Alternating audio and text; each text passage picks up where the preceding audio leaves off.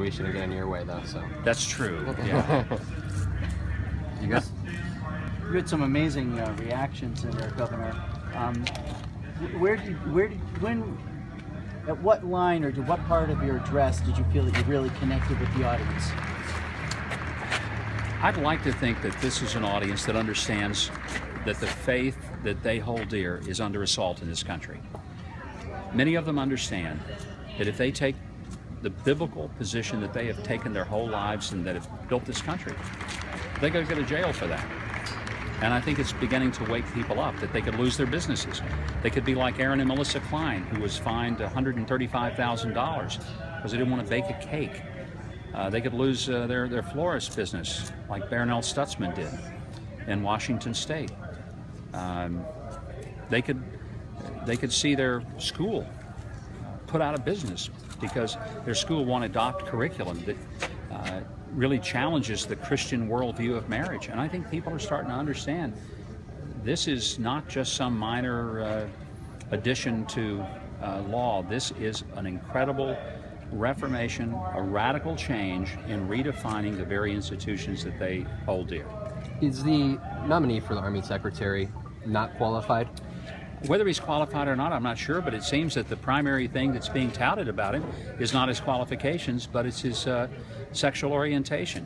Have you ever heard of a presidential nomination upon which the basis was, we're nominating him because he's a heterosexual? I've never heard that. I frankly think that if he is really qualified, it's irrelevant. But for the White House to make such a deal over his sexual orientation tells me that his appointment is as much about his sexuality as it is his qualifications to be Secretary of the Army. Would you not nominate a gay person to be a secretary? I wouldn't refuse to nominate a person because they're gay, but I wouldn't nominate them simply because they were. That's my point. It's not about that you would say, oh, a person who's gay. I had many people who worked for me in state government in Arkansas who were gay. That didn't stop me from hiring them, respecting them. It's a matter, I never hired anybody because of something regarding their sexuality. I just think we've entered a new chapter in America where that becomes the new criteria by which a person is given a job. With this appointment and his talks at prayer breakfasts, the president seems to be taunting Americans of faith to sort of get a reaction out of them. And then, do you see that? Do you see him taunting people with these kind of appointments and the comments he's made at prayer breakfasts? Whether he is intentionally taunting Christians, I don't know, because I can't get into his head or his heart. I wouldn't try to go there. But I think that many of the comments are a bit stunning. For the president, for example, during the prayer breakfast comments to try to go back 1,000 years and bring up the Crusades, when I didn't see him raise his voice whatsoever to defend Aaron and Melissa Klein or Kim Davis or other people who have faith and just simply want to be able to be accommodated. This is a country that has made all kinds of accommodations for religious people, like the detainees at Gitmo, people who are there because they're terrorists, for Nadal Hassan, the Fort Hood shooter. But for a Christian couple in Oregon, no. For a Christian woman florist in Washington State, no. For a photographer in New Mexico, no. For an elected county clerk in Kentucky, apparently not. Governor, where do you think things... 25% of Syrian refugees who aren't actually refugees.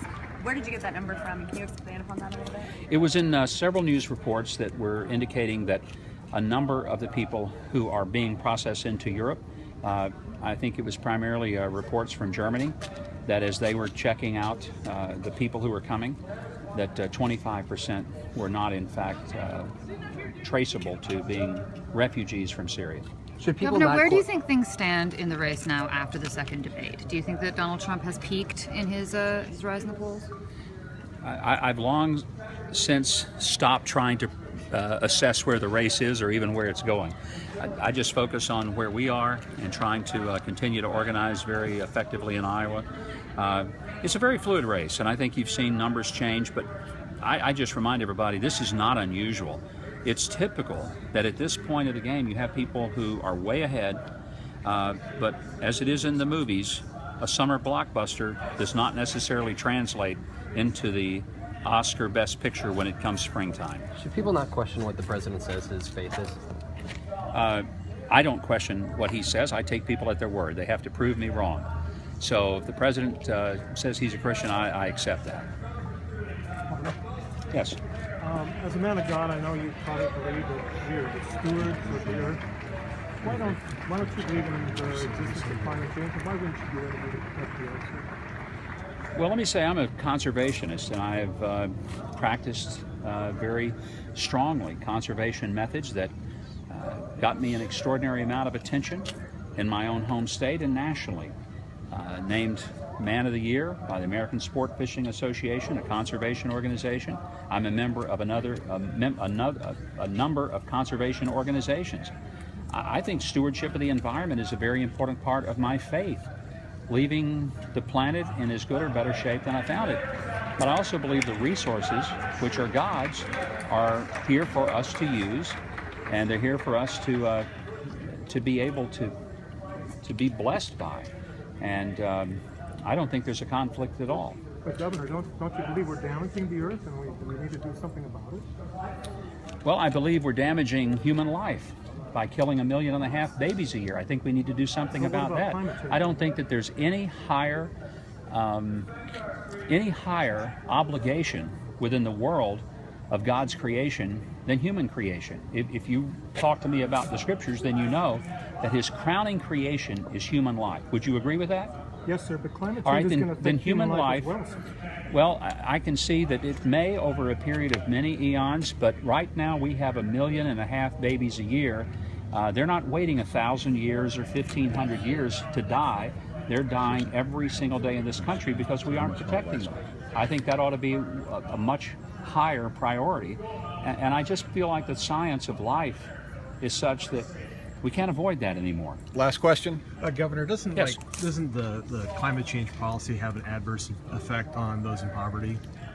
It very much does. One of the problems with many of the proposals, they're unproven scientifically. They would have a dramatic effect on increasing poverty, the lack of jobs, the lack of people's ability to have food and fiber.